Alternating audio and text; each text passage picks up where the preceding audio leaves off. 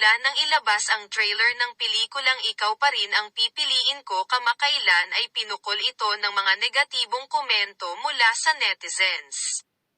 Maraming hindi sang-ayon sa pag-iibigan ng mga karakter ni Aga Mulak at Julia Barreto sa pelikula dahil sa malaking agwat sa edad ng dalawa. We're not trying to normalize anything. We're not trying to advocate anything. We're storytellers. We wouldn't have jumped into this production if we knew this would send the wrong message in any way, bungad ni Julia. Ayon sa aktres ay ginawa lamang niya ang nararapat bilang isang alagad ng sining. Mahalaga raw para kay Julia ang opinyon ng mga manonood tungkol sa kanilang pelikula. Very much acknowledged. The feedback. At the end of the day, we make these films for our Filipino viewers to watch. So syempre their opinion, it matters.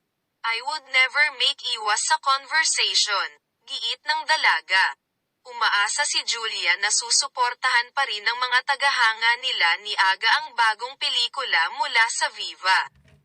Mapapanood na ito sa mga sinehan simula ngayong Miyerkules.